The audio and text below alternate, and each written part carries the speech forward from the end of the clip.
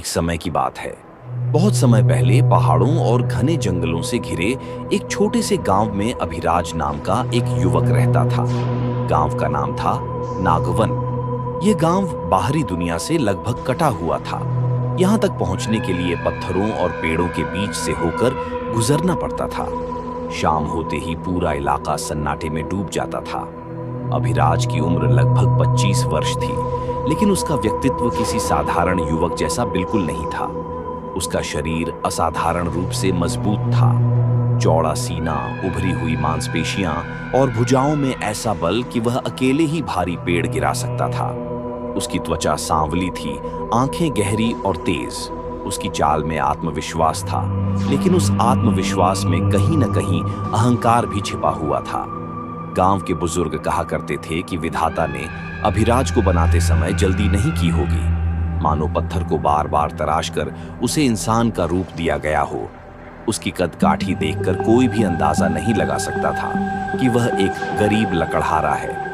गांव की लगभग हर युवती उसके इस रूप और पौरुष पर मोहित थी। जब वह सुबह कुल्हाड़ी कंधे पर डालकर जंगल की ओर निकलता तो कई आंखें उसे चोरी छिपे देखती।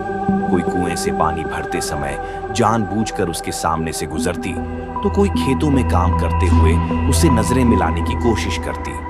कई घरों से उसके लिए विवाह के प्रस्ताव भी आए। कुछ ने सीधे बात की तो कुछ ने रिश्तेदारों के जरिए संदेश भिजवाया, लेकिन अभिराज का मन इनमें से किसी में नहीं लगता था। उसे जो चीज आसानी से मिल जाए वह उसे बेकार लगती थी। अभिराज गरीब था। हर सुबह सूरज निकलने से पहले उठता, कुल्हाड़ी उठाकर जंगल की ओर निकल जाता। दिन भर लकड़ियां काटता, पसीने में भीगता और शाम को शहर के बाजार में लकड़ी बेचकर किसी तरह अपना गुजारा करता। लेकिन उसके सपने उसकी हैसियत से कहीं बड़े थे। उसे साधारण जीवन पसंद नहीं था, उसे साधारण प्रेम पसंद नहीं था, उसे साधारण लोग पसंद नहीं थे। वह हमेशा कुछ ऐसा चाहता था जो सबसे अलग हो, कुछ ऐसा जो दुर्लभ हो, कुछ ऐसा जो हर किसी को न मिले। नागवन गांव में ही एक बड़ा और संपन्न परिवार रहता था। गांव के लोग उन्हें ठाकुर कहते थे। उसी परिवार की इकलौती बेटी थी माधवी। माधवी सुंदर थी, लेकिन उसकी सुंदरता दिखावे वाली नहीं थी। उसकी आंखों में सादगी थी, चेहरे पर सौम्यता और स्वभाव में गहराई। वह गांव की दूसरी लड़कियों की तरह केवल अभिराज के शरीर या ताकत पर मोहित नहीं थी। उसने अभिराज को उसके भीतर छिपे इंसान के रूप में देखा था। उसकी खामोशी, उसकी आंखों में छिपी बेचैनी और उसके भीतर पल रहे अधूरे सपनों को उसने महसूस किया था। माधवी अभिराज से सच्चा प्रेम करती थी। वह जानती थी कि उनके बीच समाज की दीवार है। वह जानती थी कि अभिराज गरीब है और वह जमींदार की बेटी। फिर भी उसका प्रेम डगमगाया नहीं। कई महीनों तक उसने अपने मन की बात मन में ही दबाए रखी। वह उसे दूर से देखती रहती, उसके लौटने का इंतजार करती। उसके थके हुए चेहरे में भी उसे अपनापन दिखता था। लेकिन प्रेम जब बहुत गहरा हो जाता है तो वह चुप नहीं रह पाता। एक दिन अभिराज घने जंगल के उस हिस्से में लकड़ी काट रहा था जहां आमतौर पर कोई नहीं जाता था। चारों ओर ऊंचे ऊंचे पेड़ थे। धूप मुश्किल से जमीन तक पहुंच पा रही थी। सन्नाटा इतना गहरा था कि कुल्हाड़ी की आवाज दूर दूर तक गूंज रही थी। माधवी सादा कपड़े पहनकर वहां पहुंची। उसका दिल तेज तेज धड़क रहा था। उसके हाथ कांप रहे थे, लेकिन आंखों में दृढ़ता थी। अभिराज, उसने धीमे स्वर में पुकारा। अभिराज ने पलट कर देखा। उसकी आंखों में कोई भाव नहीं आया। मैं तुमसे विवाह करना चाहती हूं, माधवी ने कांपती आवाज में कहा। पूरा गांव मेरे पीछे है, लेकिन मैं सिर्फ तुम्हें चाहती हूं। अभिराज ने उसकी बातों को अनसुना कर दिया और फिर से कुल्हाड़ी चलाने लगा।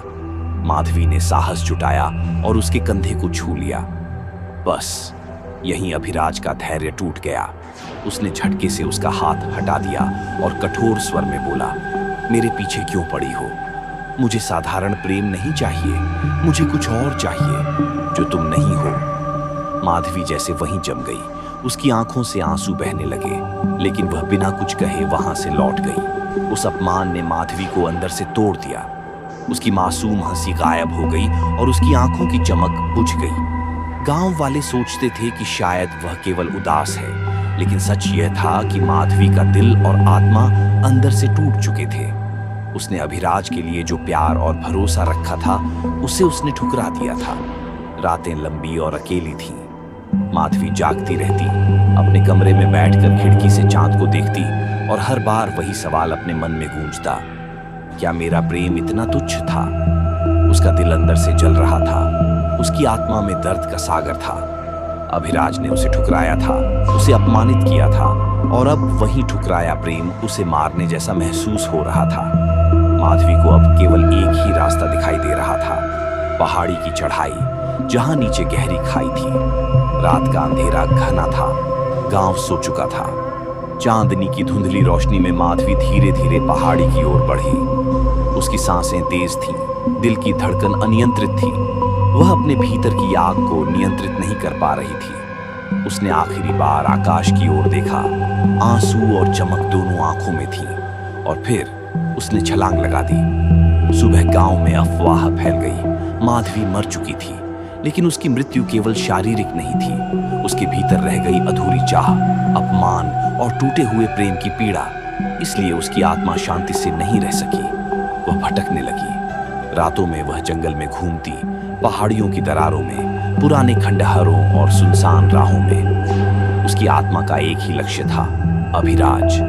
उसे मारना नहीं, बल्कि उसे वही दर्द महसूस कराना जो उसने खुद महसूस किया था।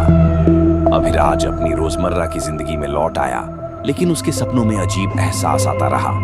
और एक रात वही जंगल, वही सन्नाटा, और अचानक पायल की मधुर आवाज, छन छन छन। अभिराज घबरा गया। उसने देखा कि उसके सामने एक स्त्री खड़ी थी। उसकी सुंदरता इतनी असाधारण थी कि वास्तविकता पर शक होने लगा। उसकी आंखें जादुई गहराई में डूबी हुई थीं। स्त्री ने धीरे से हाथ हिलाया। अभिराज जैसे सम्मोहित हो गया। वह उसे जंगल के भीतर एक पुरानी गुफा में ले गई। गुफा में ठंडी नमी, हल्की रोशनी और अजीब सी गूंज थी। मेरा नाम मायरा है, उसने कहा। उसकी आवाज इतनी मधुर थी कि अभिराज खुद को रोक न पाया। दिन बीतते गए, रातें बीतती गईं। अभिराज कमजोर पड़ने लगा। उसका शरीर सुन्न और थका हुआ महसूस कर रहा था। हर रात मायरा उसके पास आती, उसे अपने करीब खींचती और धीरे धीरे उसकी ऊर्जा चूसती। मायरा के स्पर्श में अजीब गर्मी थी। उसकी आंखों में वही प्रेम झलकता था जो अभिराज ने कभी माधवी में देखा था। कभी कभी वह यादों में खो जाता।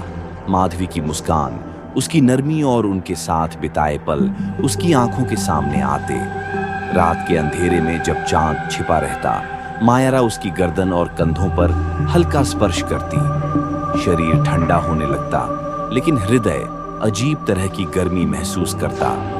यह गर्मी डर और लालसा का मिश्रण थी। अमावस्या की रात थी। जंगल में अजीब सन्नाटा पसरा हुआ था।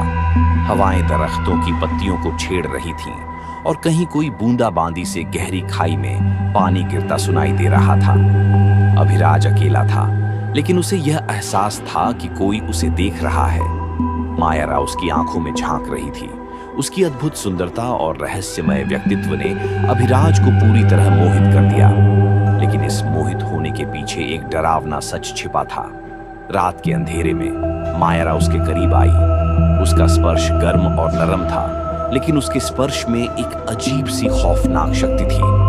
अभिराज को उसकी गर्म सांसें गर्दन और कंधों पर महसूस हुई। उसका शरीर कांप रहा था, दिल तेजी से धड़क रहा था और शरीर की सारी ताकत धीरे धीरे घट रही थी। मायरा ने धीरे से उसकी बाजू पकड़ ली और आंखों में झांकते हुए कहा, अब तुम वही महसूस करोगे जो मैंने महसूस किया था। अभिराज को समझ में आया कि यह केवल रोमांस नहीं है। हर स्पर्श, हर सिनेमा की तरह महसूस होने वाली गर्मी और लालसा के साथ उसके शरीर से धीरे धीरे जीवन शक्ति खींची जा रही थी।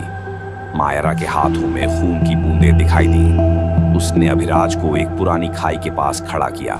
उसके हाथों में खून की लाल रेखाएं और चमक थी। यह एक प्रकार का रक्त और प्यार का संगम था। हर छींटे के साथ अभिराज का डर बढ़ता गया, लेकिन लालसा भी बढ़ रही थी। उसने धीरे से कहा, तुमने जो मुझे और माधवी को दुख पहुंचाया, अब उसी पीड़ा में तुम्हारा अंत होगा। अचानक उसका चेहरा बदलने लगा। मायरा की जगह माधवी खड़ी थी। उसकी आंखों में वही दर्द, क्रोध और तीव्र लालसा झलक रही थी। तुमने मेरे प्रेम को ठुकराया, माधवी ने फुसफुसाया। अब उसी प्रेम में मरोगे। अभिराज का शरीर कांपने लगा। वह रोने जैसा महसूस कर रहा था। माधवी ने उसके सीने पर हाथ रखा। उसकी गर्म सांसें, नरम स्पर्श और लालसा ने अभिराज को पूरी तरह अपने जाल में फंसा दिया। रात गहरी होती गई। जंगल में पायल की टनटनाहट और हवाओं की सरसराहट ही आवाजें थीं। अभिराज अब पूरी तरह मदहोश हो चुका था। माधवी कभी पास आती, कभी दूर चली जाती, लेकिन हर बार उसके पास लौटती और उसे याद दिलाती कि प्रेम का अपमान कितना भारी हो सकता है। धीरे धीरे अभिराज की शक्ति समाप्त हो गई। उसका शरीर सुन्न हो गया। माधवी का स्पर्श उसे जीवन और मृत्यु दोनों का एहसास करा रहा था। जंगल की गुफा में माधवी ने अपने हाथों में खून की बूंदें लिए हुए अभिराज को घेर लिया। उसकी आत्मा विक्षिप्त और क्रोधित थी। खून और लालसा का संगम एक ऐसा दृश्य बना जिसे देखकर अभिराज की आंखें फैल गईं। सुबह वहां केवल एक सूखा हुआ कंकाल मिला। अभिराज का शरीर निर्जीव था, लेकिन उसके चेहरे पर डर और प्रेम दोनों की छाप थी। अंतिम संदेश: जो इंसान सच्चे प्रेम को ठुकराता है, वह एक दिन उसी प्रेम में नष्ट हो जाता है।